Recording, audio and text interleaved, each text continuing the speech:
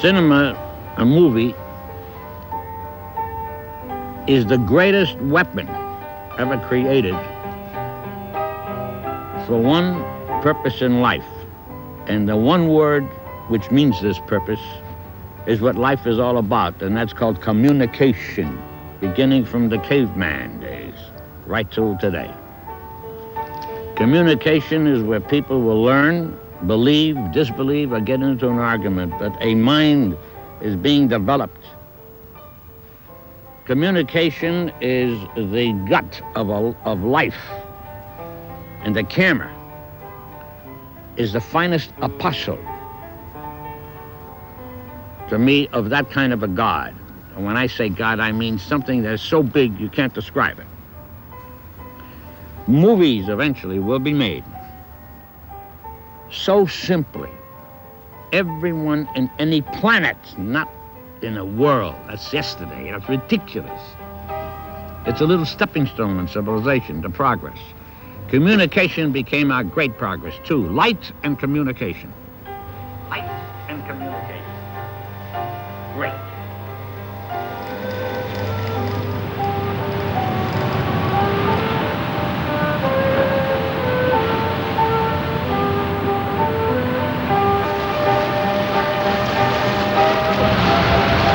I started as a copy boy on the New York Evening Journal. It's a good newspaper. Copy boy's an errand boy. And it's on a street called Park Row, where all the newspapers are. And that's where I learned the difference between fact and fiction. And the fact was that on Park Row, right next door to our paper, was the New York World, Joseph Pulitzer. And it was his idea to do something about a beautiful woman given to the people of America from the people of France, called the Statue of Liberty. And Joseph Pulitzer of the World asked the children of the United States, beginning in New York, to give pennies, nickels, and dimes. Now, I grew up with that story. That's over 100 years ago when it happened. I fell in love with that story so much that I made a picture of how the United States found the foundation, the spine, as you say, on Bedloe Island for the Statue of Liberty. It was very instrumental in everything I ever did later on as a reporter. After my experiences of learning about the Statue of Liberty, I became a newspaper man, a homicide reporter. That means I covered a murder only. I specialized in murder. And also there, covering real factual stories, I was not allowed to use adjectives. Straight facts. It became very difficult. I did that for 17 years. Now the whole world opened up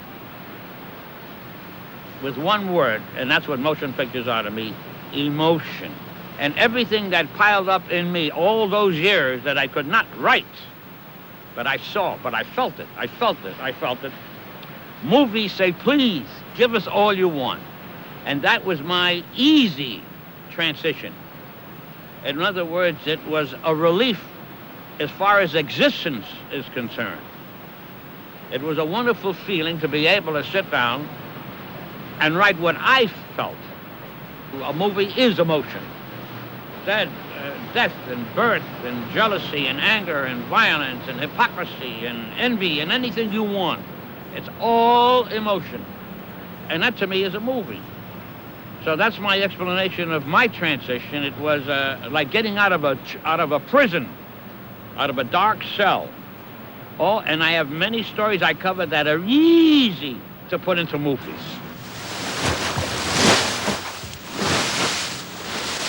I am really just a storyteller, whether it's a magazine story or whether it's a book, and I've written books. It's still, I love the idea of telling a story. Everything is a story. When you are on a newspaper, the first thing you do when you go out on a story and you come back, the first thing the editor says to you is, what's the story? In the movie, the first thing the head of a studio is going to make a picture, what's the story? And fairy tales or stories are the blood of civilization. And without them, you have no childhood. That's why La Fontaine is so great, and Aesop's fables. You cannot beat them. And like you said in the old Bible, in the old, whatever the hell that word was, when you tell a story, and if you have a moral to the story without hitting anybody with a hammer, I love it. I just love it. Now, in our country, our only background was the American West. So, people like Ned Buntline wrote stories about Jesse James and Wild Bill Hickok and Bat Masterson and all that. And the younger brothers, they're false. But who cares? It's romantic. Dumas, Alexander Dumas, is the father of the American Western. Remember that. No Dumas, no Western. Every old-time Western would have Tom Mix riding Tony alone.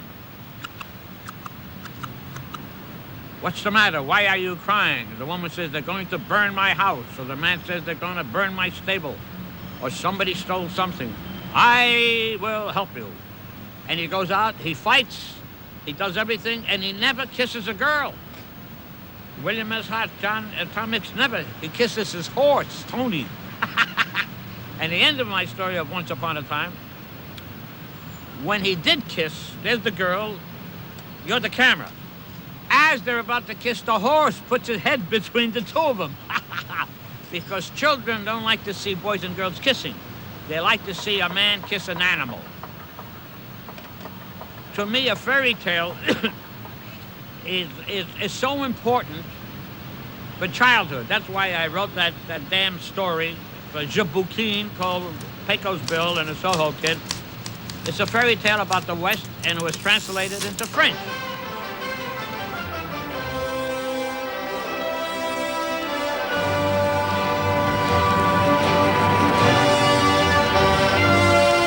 John Narboni and Noel Simsolo, financed by Cartier du Cinema, interviewed me for several months called Il était une fois.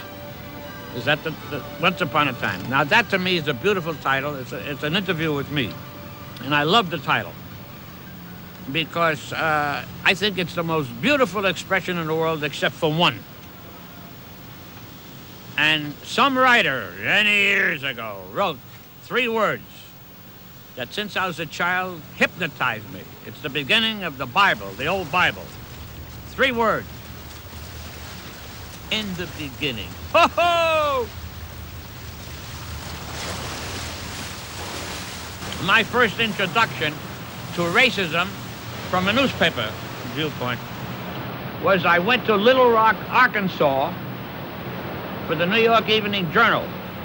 That's the famous paper that was in Citizen Kane. William Randolph Hearst is Citizen Kane. That's the Journal. The most powerful paper in the United States.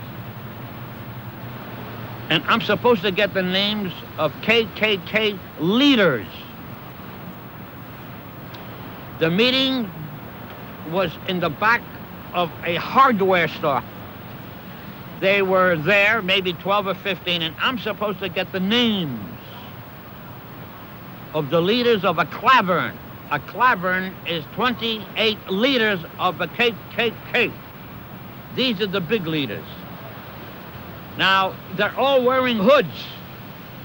They don't want to show their faces. The fact that they hide their faces shows you what shits they are, what bastards they are, how low they are. They hide their faces.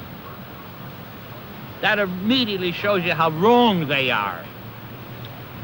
And I went and saw these people. I got one name. I couldn't get the rest of the name. But I saw a woman was nursing a baby. A woman was breastfeeding a baby. And the baby had a little white cap on it, like the KKK.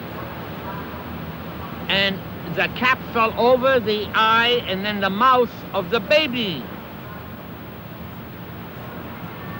So she lifted the cap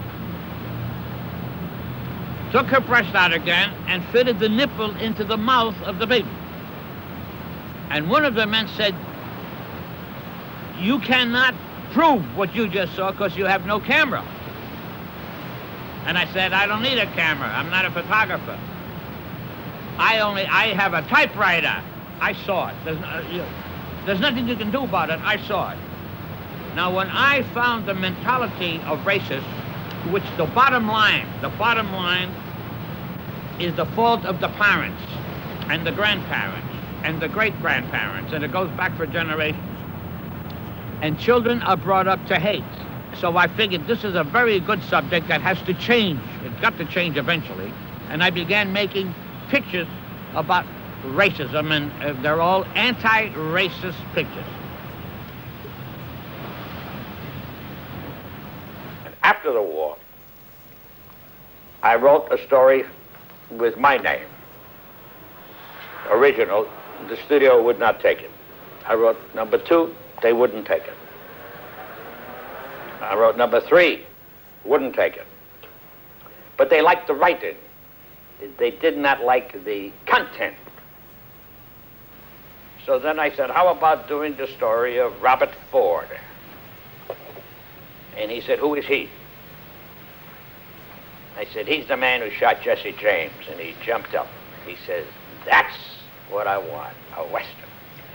So I made my first picture on the condition. I wrote it. I directed. He said, fine, and I made the picture. 10 days. His money, independent, $104,000, 10 days. Very small crew. We're all very professional. My luck.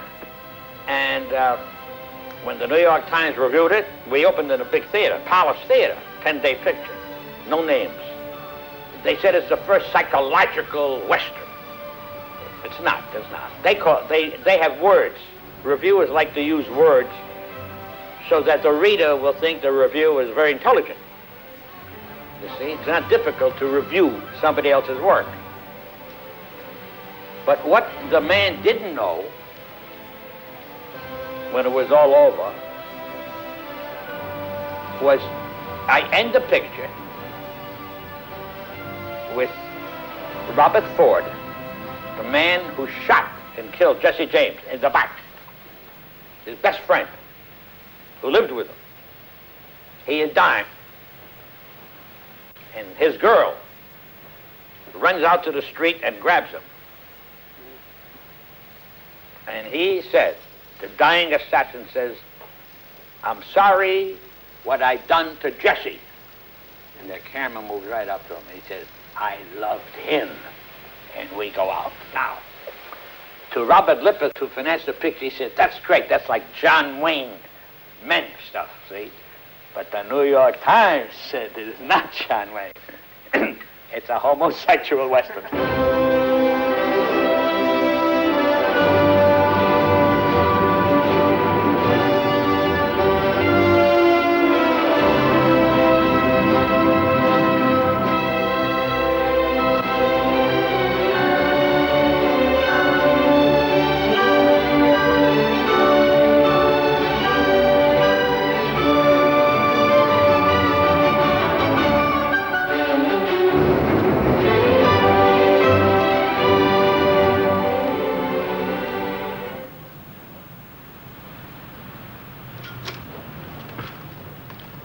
When French director Jacques Brau bought David Goodis's book called Street of No Return, he came to my apartment with the script he wrote on it and asked me to rewrite the script and to direct the picture. David is a very, very old friend of mine. I've known him for over 35 years. He's dead. Now, what appealed to me about David Goodis's story is about the Puerto Ricans. I was not interested in the Puerto Ricans. I was not interested in doing a remake of a musical called West Side Story. That was done, and beautifully. I changed it to blacks. But the important thing is the background of the story is how blacks and whites are paid to bash in heads, kill each other, wreck stores, wreck the street in a race riot.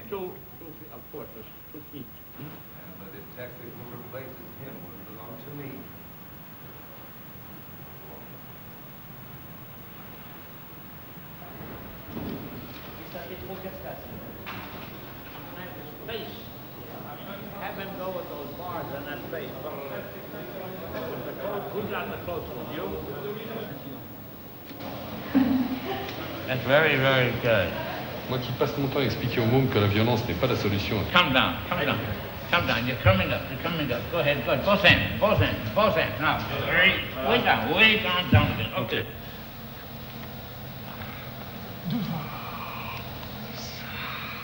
And we explain and show why they are doing it and who gets the money. That interested me very much. I'll give you a rough example, Emil. Making anything anti-racist when it comes away from journalism to movies, I made one called Shock Corridor, which takes place in an insane asylum. And what I wanted to do was show a mirror of what was going on in the United States. There's nothing you can do about it except change it. You can't hide it. It's real. So one of my characters I based on a real man, Meredith, who was the first young black in the South to go to a white school. And he couldn't enter the school. The governor was there and the senator was there, blocking the doorway. The newsreel men were there. Women were holding little babies who spit on this black fellow. He goes into the school. He cannot take the punishment every day. It's the worst kind of a nightmare he's living, going to school just to learn for an education. It's the first black student in a white university in the United States. And he goes crazy. And when he goes crazy, he thinks he is the man who founded the KKK. When he goes crazy, he puts a pillowcase on his head, and in the corridor of the hospital, this black man says, "Let's get the niggers. Let's burn them. Let's put them on a boat and burn the boat." And he sees another black patient, an inmate of the asylum. He says, "Let's get that nigger before he marries my daughter." When the insane black man makes a speech, every word he said about what to do with the blacks, I took the real speeches out of Senator Nye, United States Senators, Senator Wheeler, Congressman Rankin, Congressman Bilbo, Thompson. These are real men. They made that same speech. Let's get rid of the niggers. And it was more dramatic when I put it into the mouth of a black man who's crazy, which means if he sounded crazy, he's in an insane asylum, he is saying the speech that sane men, very sane politicians. So who's crazy? Many people thought it was anti-American. It's not anti-American. I'm very proud of what the hell happened because it shouldn't happen again. My little girl was ill. Now she's better. And I'm glad that's over with. Do you see what I mean? That's the same thing. And we were ill. We haven't solved racism in the United States. Whether it's Jacques Corridor or Ronadera, one is a man, a Southerner in the Civil War that refuses to accept defeat by the Yankees. And he becomes an Indian to kill Yankees. See? That's one form of taking the roots out of a man. Now, I made one called China Gate. It's about the légionnaire étrangère in Indochina, before Vietnam. And a white man married a Eurasian. When the baby is born, it has slant eyes. So the man left. He left his wife and he left his child. He didn't want that child. When he sees the woman again, she says, "What did you want me to do when you and I went to bed? You married me. You want me to have a piece of paper? I sign a paper. The kind of eyes the boy's gonna have, how many fingers he's born with." Racism. Racism is a cancer.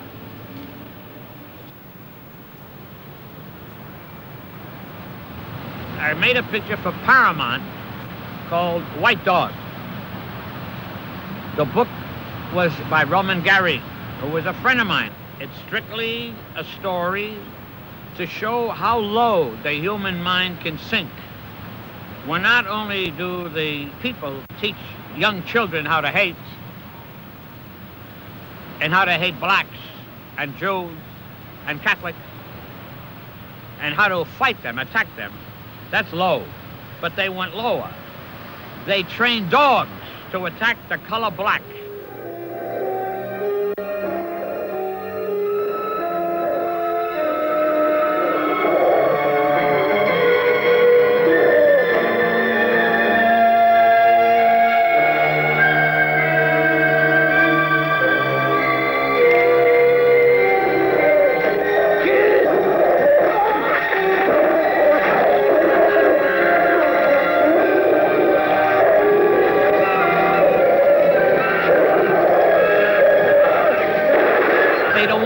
Theaters. They'll do it for cable television. Now, why? It's the kind of a picture that can start a fight inside a theater. You understand? I've had 2 pictures that started fights in theaters in the South. It played in Paris, and Le Monde gave it a full page, masterpiece, Le Monde. It played in England, and the London Times called it magnificent, full page. Are you with me? No. They don't want this in theaters in the United States. Now, there is the only reason I would say an independent has a better chance if it's this kind of a story.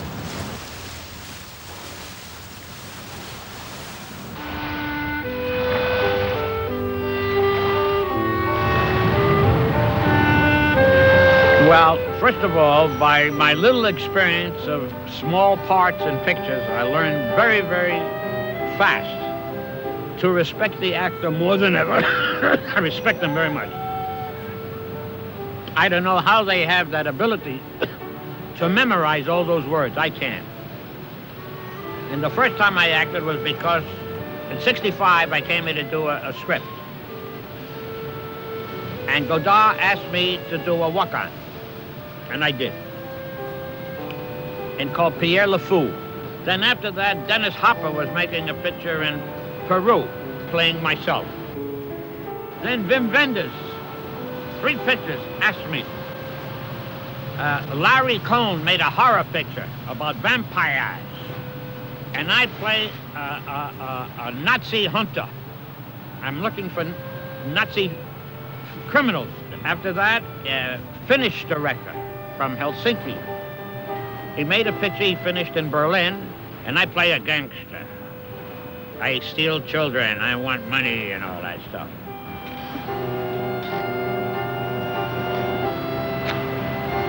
A few weeks ago, I returned from the Philippines, and Jacques Perrin made a movie, 90-minute picture for about doctors of medicine called China Sea.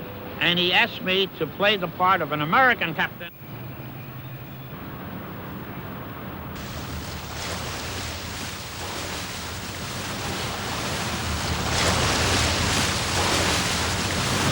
When I was drafted, when I got my first call, I said, I cannot go.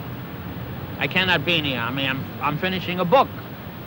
And the man in Hollywood said, how long will it take you to finish it? I said, I don't know. He said, all right, you have time, because we were not in a shooting war. Do you understand? This is before Pearl Harbor. After Pearl Harbor, he didn't care whether I finished it or not. I'm in the Army. You understand? Now, I didn't have to go in that way. I was a ghostwriter, too, in Hollywood, a ghostwriter, nègre écrivain. And the last man I worked for was Otto Preminger.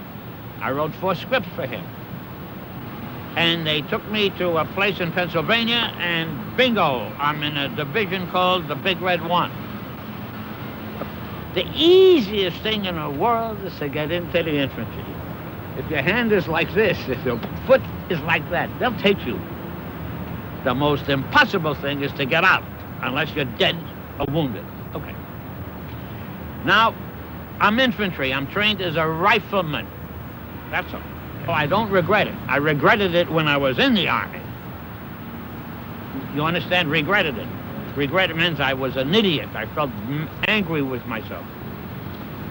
But there are many things I could not have written or thought about unless I was in combat.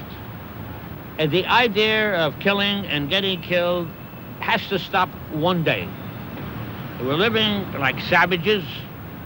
The only thing we can do is to kill somebody to win. That's how countries started. That's how this country started, in all of Europe. That's how they started in the Far East and in the Mideast. Is where the leaders of nations say, you are my boys. Now you go out there and for the glory of God, you kill. Now you cut to the enemy and they say the same thing. For the glory of God, you kill. In World War II, after Pearl Harbor, December the 8th, Hitler declared war on the United States. That's different. He declared war. And when Roosevelt got on the radio that night, on a Monday night, and he said, Germany has just declared war against the United States. We don't have a big army. The United States was never a military nation, 100,000 men. Never, never, never. I want 10 million men armed within 6 months. I want 50 ships, 50 destroyers, 50 cruisers, 50 battleships. I want 4 aircraft carriers. Everybody goes to work in a factory who wears a skirt. Everyone else will fight.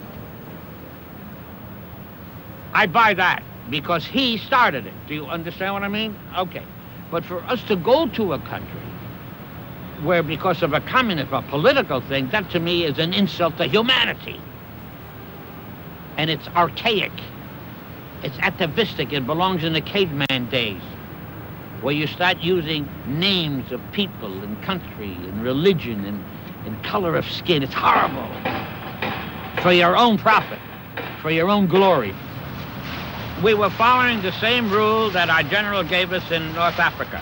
General Terry de la Mesa Allen of the 1st Division said 2 words, kill Nazis.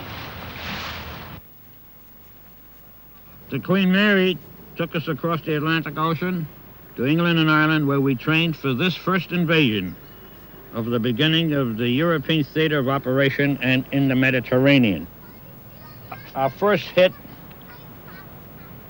was 25 miles from Algiers in Algeria, called Arzou. We crossed Algeria into Tunisia after we were defeated here in the Kasserine Pass.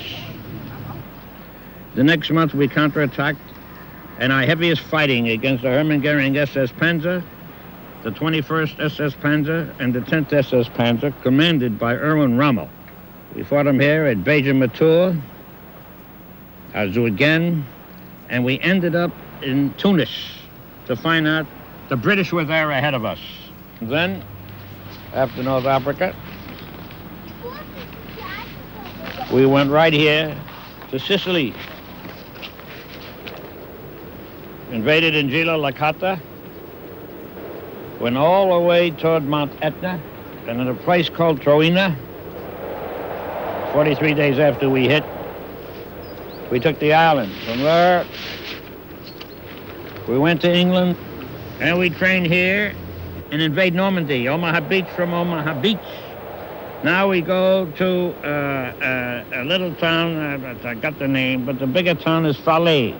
From Falaise across Paris to have wine and girls, but instead we bypassed Paris to a little town called Corbeil and continued through Soissons and continued north until we hit Maubeuge in France on the border. That was a big fight. 2,700 prisoners were taken in Maubeuge, and we crossed Maubeuge into Belgium, Mons, Charleroi, Namur, oui. And on September the 12th, we invade Aachen. This church in Prague brings to mind the Cathedral of Aachen. It's the first time the American infantry fought in a metropolitan city. After the battle, there were 2,300 prisoners and 2,500 dead in the big square outside the Aachen Cathedral. And Colonel Taylor spoke in English through a loudspeaker. Simultaneously, he was translated into German. So the prisoners and the civilians of Aachen could understand what was being said, and he said, We are going to have the high holy holiday the Jews observe here in that cathedral. He said, is there a man here of the Jewish faith, or Hebrew faith, if memory serves me right, who knows anything at all about this holiday called Yom Kippur? And the captain put his hand up and he said, I do, sir. Now, he said, okay. I want every man in the battalion to listen carefully. He was talking to 800 Big Red One men, that's a battalion. And any one of you of the Hebrew faith who wants to participate in this day of a holiday, take one step forward. And 800 GIs, 3rd Battalion, 16th Infantry, took one step forward, and they waited. He said, all right, now go on in there and pray. We all went in, and as we're going in, we could hear the mutterings that were later translated from the German prisoners and the German civilians. And they're all saying, I'll be a son of a bitch. The whole goddamn United States Army is made up of Jewish gangsters from Brooklyn. That was Aachen. He continued from Aachen all the way across, if I can find it on this map, to a place called, I'm skipping many things, to a place called, well, we fought in Bonn. We crossed the Rhine. We fought in Hauptland. We crossed another part of the river. We came into a place called Bamberg, where we are right now. Well, on the approach for the seizure of Bamberg, the attack began with a section of 60mm mortars down there. There's a descent down there behind that wall. There were people here, the soldiers, the enemy all around here. The mortar fire on this entire area forced them through this gate of Bamberg, and they have to run for cover in any position they can. At the same time, under the shelling, the first squad swiftly ran to the right, their left, to make a frontal and a rear assault at the same time, simultaneously under fire, while the enemy was being dispersed and running like hell for their lives. The third squad had to flank them. That goes behind the building there and find another entrance. This is all new to us. We don't know what the hell we're going to find. It was all timed to perfection.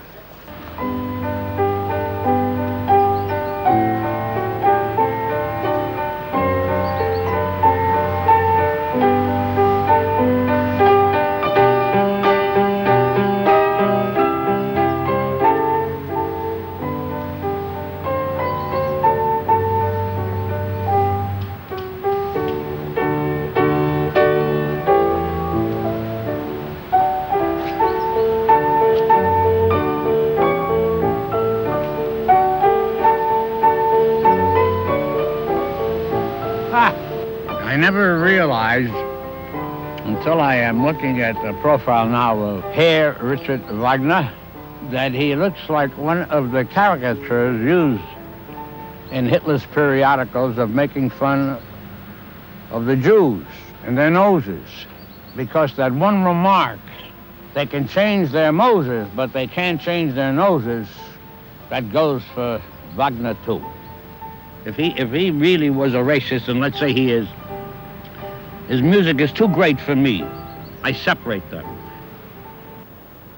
Let me go back just for a minute to accentuate the drama and the danger, the romance in a silent motion picture.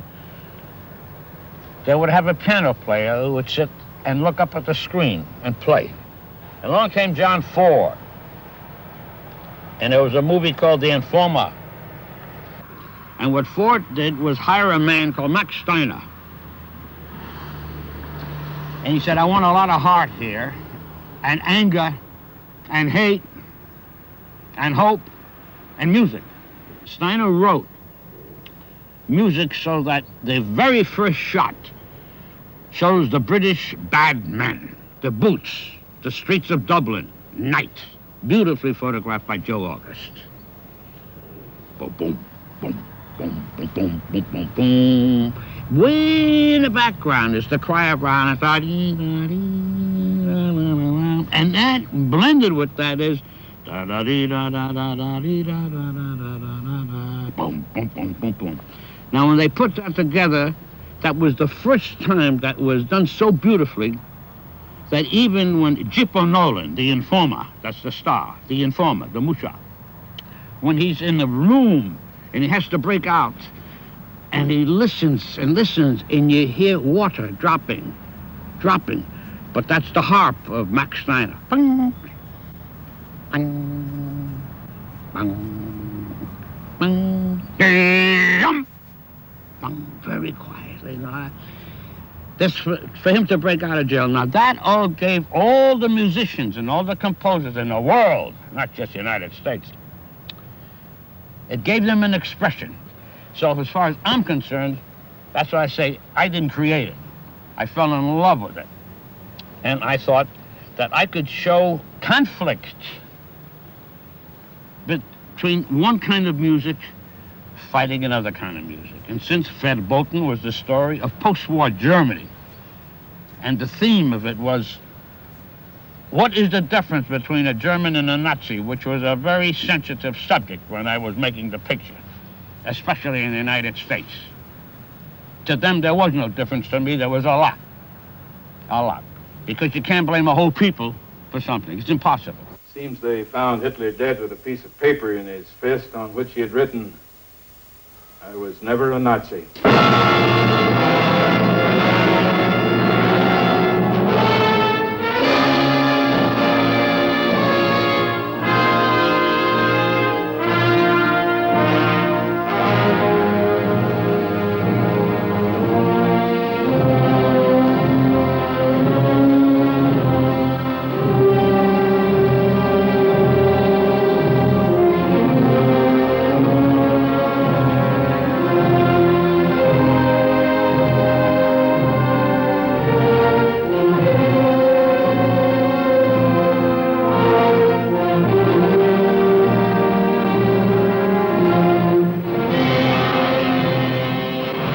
I wanted to get Beethoven for the good boys, the good guys, and Wagner for the bad guys.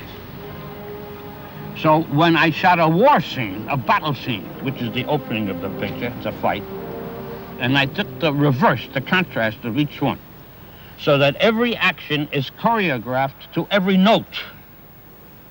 So when a soldier is running, it's just a man firing. And suddenly there's silence, and he starts to run, see? Bum, bum, bum, bum. He's shot. Bang! Boom! Way in the distance. Boom, boom, boom, boom. I want to cut to the German. Boom, boom, boom, boom. Go right back to Beethoven. When you can do that with music, you are in control of emotion. Ich liebe dich. Ich liebe dich. Oh ja, ich heirate dich. Now, go, Captain. I'll go to the captain. Go on. Wait.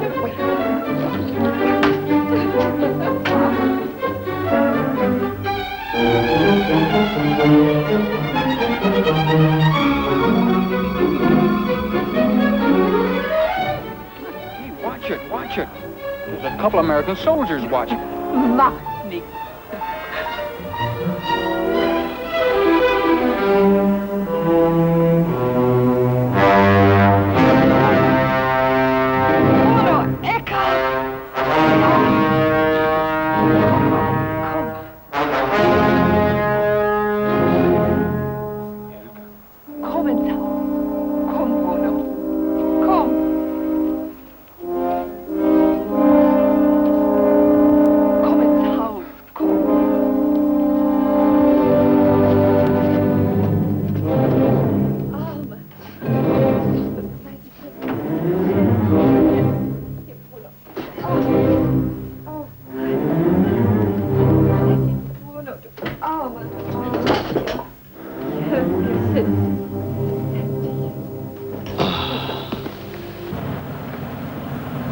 from Bamberg to Hof. That's where we're going right now. We're going to Hof, right? Yeah. All right.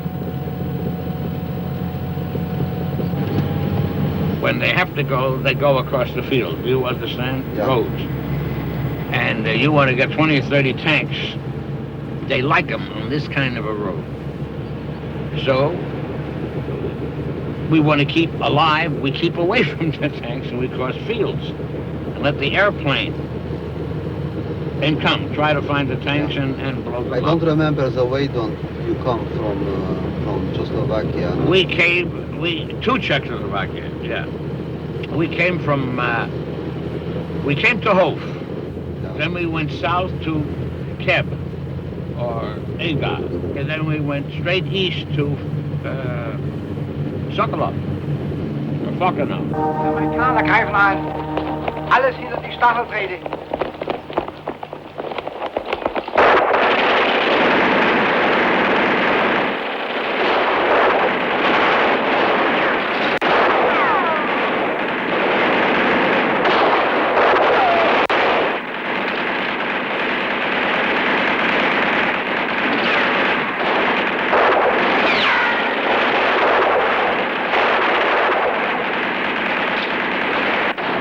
End the war in a town called Falkenau, and now it's called Sokolov, in Czechoslovakia. And the last battle fought by the American U.S. infantry was in this camp. And that's where the war ended. And the irony of it is, where the war ended, in the exact area of the Sudetenland, was when in 1938, Hitler seized it. That began his steamroller to take over the countries of Europe, hopefully of the world. Now, around here is the death house area where the bodies, packed like cordwood, were carried out and lined out right out here on the white bed sheets and on the tablecloths, and fully dressed by these people who claimed they knew nothing of a camp. You see houses all around you here. They knew nothing of the camp's existence and could not smell the stench of death. It was more than a stench, it was a stink. That is about the most ridiculous lie anyone could utter.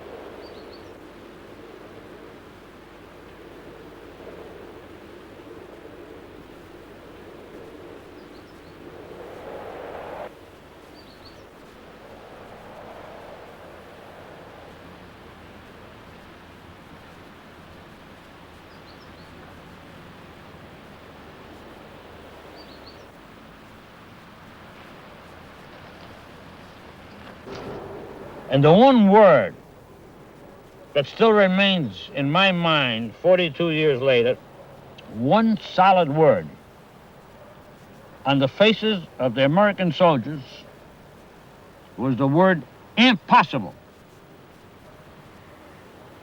It's the only word we could think of to describe what we saw. We never said impossible in war. With all the horror that we saw, it made us sick, but not this kind of sickness.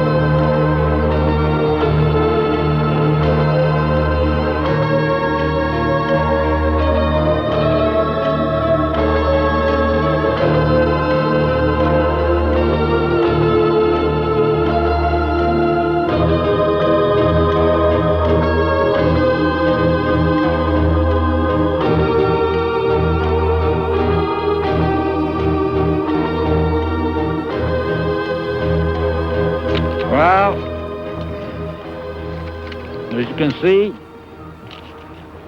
this is where the prisoners are sleeping. That's what the plaque says. Majority of them apparently being Russian, or at least half. And the plaque is in honor of them fighting fascism. Which reminds me, about 1, 2, 3, 4 days after the taking of the camp, remember here, they call it the liberation, and we take it as the invasion. We never use the word liberation. For 4 days in the outskirts, the eastern outskirts of the town, of this village, we would meet Russian soldiers. We were on guard duty. We'd walk 50, 100, 200 yards, meet them. They'd walk 200 yards, meet us. The first day we became friendly. They were dirty. They smelled bad. They had beards. We were dirty. We smelled bad. We had beards. They were combat. We were combat. And they would give us vodka, and we would give them Mickey Mouse watches that worked. They loved it. They loved Mickey Mouse. But the fact that the watch worked was a miracle. The second day, we became even friendlier. Nazdarovia, we would learn. Da. We would sing the Volga Boatman, the Volga Boatman. One of those things became very friendly. By the third day, it was, without any reason, an automatic exchange of greetings, of talk, of laughter.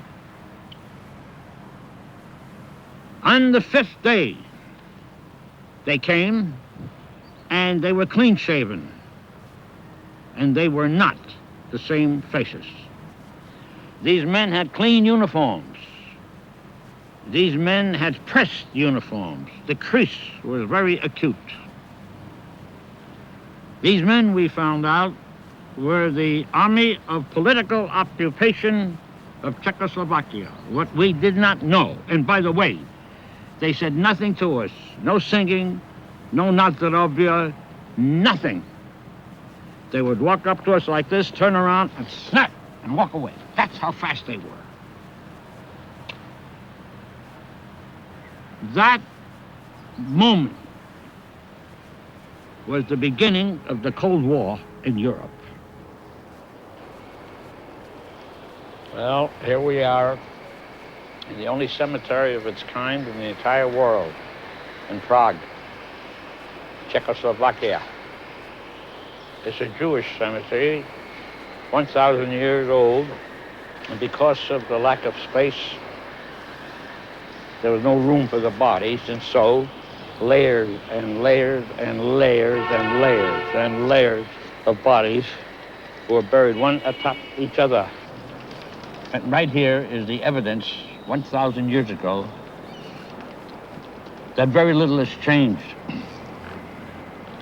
They were their own man-made pogroms, but they were called something else. And today they're called mass, organized, slaying, murder, massacre. And I think it's time we should stop accepting it. This gives me a very cold feeling. Just walking through the cemetery puts an iceberg in your heart. And the fact that while I am talking, people are still fighting each other, that not only puts an iceberg, but drives an ice pick right through your own conscience. And so what we have to do is thaw out that ice and have a little understanding of the word humanity. This is quite an experience for me. They look like tired soldiers, tired humans, one leaning against each other. It also reminds me that in war, when you have a group of men huddled together and they're wounded, the one thing that's memorable is each one grabs the other to help from falling down. And that's what we are doing right now. And we are creating our own wounds.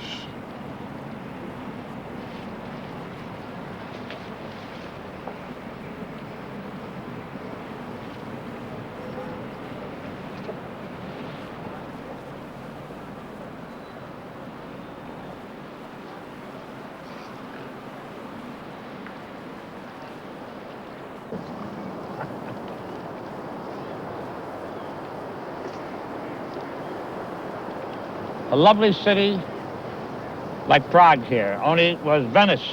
And speaking about Venice, I once made a film that France believed was anti-communist film. A number of American reactionary newspaper critics called it a picture that actually shows the communists as they are. The lefties called it a reactionary film. Whatever the left or right liked in the picture, they liked the other, they blamed the other political side. The picture was called Pickup on South Street and was based on an American version of Klaus Fuchs, who was the first British spy who sold microfilm to Russia back in the early 50s. To make it very brief, there were things in the picture that Mr. J. Edgar Hoover did not like and came to Hollywood. I met him 3 times with Mr. Darrell Zanuck, the head of 20th Century Fox. In one sentence, my story is of a pickpocket. And by accident, he picks a wallet out of a woman's purse in a subway, and she is a courier for a communist agent. He has microfilm. The commies want to get to him and buy it from him. He doesn't give a damn about the fact that the United States wants to get it too. He will sell to the highest bidder. Hoover didn't like that. Along came Venice and the Venice Festival. I didn't pay attention to it. I didn't know about it. And Zanuck sent it to the Venice Film Festival, and they picked that as the American picture. Now, the picture won the Bronze Lion of Venice for the best picture. The jury in this communist country called Italy comprised of communists. And the leading communist of them all was the president of the jury, Visconti. So an anti-communist picture won the prize in Venice, which proves that the jury and Visconti are movie people. And a lot of people who distribute and who show and exhibit their movies are not movie people at all. So that is the story of why I think anybody who's a professional lefty or a professional righty should jump in this river, come here to Prague and jump in the river and become food for these wonderful birds.